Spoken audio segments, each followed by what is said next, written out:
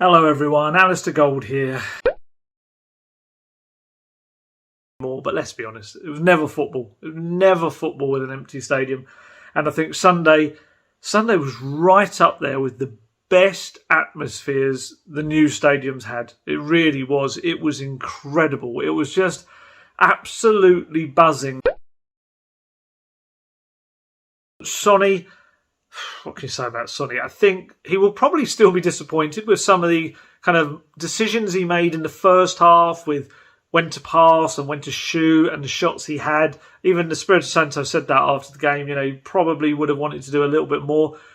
But what you cannot deny with Sonny at the moment is he's absolutely stepping up to be the star. He knows with everything going on with Harry Kane that he can be the star of the team. The fans adore him. He's just signed a new big deal. He's pledged his future to the club. He said, I want to win everything here. Fans couldn't love him any more than they already do. And he's loving it. He's loving it. It was another lovely goal, albeit he was falling over as he hit the shot, which maybe makes it even more impressive. And after the game, he just did this walk around the four stands and just applauded every one of the fans. And he's just got this lovely connection with the fans. And like I say, with everything that's happening with Kane, which we're going to come to in a little bit, and it is really sad, I think, on a lot of levels. But for Son, he's stepping up and just saying, look, I can take it. Stick it on my shoulders. I can handle it. And I think that's the biggest compliment you can pay him. He's absolutely in his prime right now. And I think he could have a huge season. He had a terrific half. Probably first half of the season incredible. Second half wasn't bad when you actually look at the numbers, but there was little bits of inconsistency and maybe tiredness in there. He played a lot of minutes. But I think this season, if he's used properly, and I think Espirito Santo will properly rotate, it could be a massive season for Son. It really could. Harry Kane. We have to talk about Harry Kane as well because, as you may be very well aware now, there was the chant very loudly as the fans grew more and more confident about the performance and the result of "Are you watching Harry Kane?" It was very loud actually. It was pretty much almost all Spurs fans. I wouldn't say everyone because I've had some Spurs fans saying I wasn't chanting that, but I would say it was the bulk. I'd hope that he would have taken it if he'd heard it. I'm sure he has since. That I'd say the majority of people were singing it in a way of not in a nasty way, but saying, look what could happen. This guy clearly knows what he's doing, Espirito Santo. Come and be a part of this. Don't go off. From his side, you can totally understand he might be thinking, or his people might be thinking, yeah, but it's one game. And let's be honest, City still are got to give a much better chance of winning the trophies and all this sort of stuff. I get that. But I'd like to think that was what the chant was meant on the whole. I'm sure some people were very angry and they were saying it in that respect. It's still unclear whether Harry Kane was there on the day. He was training at Hotspur Way in the morning, which is, Espirito Santo explained he wasn't going to be in the squad because he was working on his fitness.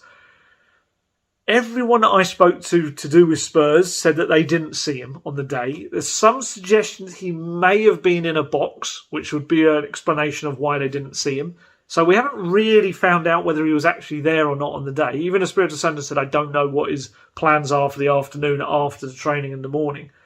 And I've seen some people saying, I kind of understand it, that it's a little bit strange that nothing went out on social media from him after the game. Look, we're not naive. We know that footballers on the whole, a hell of a lot of them in the Premier League, don't do their own social media stuff. They have a team or a person that does them.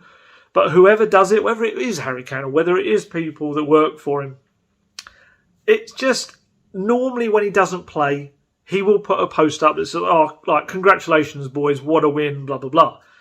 And yes, I know it's awkwardly against the team that he clearly would like to play for.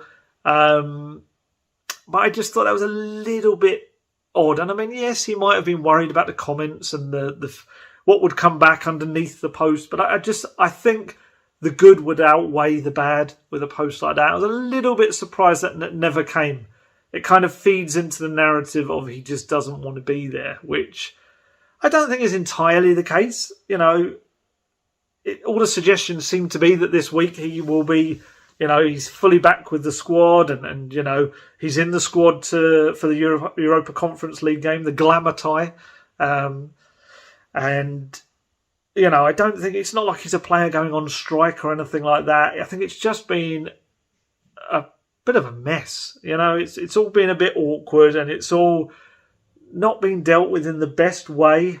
And I just think the biggest thing, there's a part of me that feels sad for Harry Kane in that, other than the fact that it's sad to see people kind of running him down now when he's one of the best players to have ever played for Tottenham. He is. There's no getting away from it. He's the second highest goal scorer in the club's history. He's a phenomenal player. He is, with Lewandowski, the best number 9 in the world, the two of them. So I don't really like whatever people make of him wanting to leave the club. And I can understand that that's not what you ever want to hear. And you can be disappointed with what's happened in the last few weeks or so. And the fact that, you know, he was clearly never really going to be available for this match.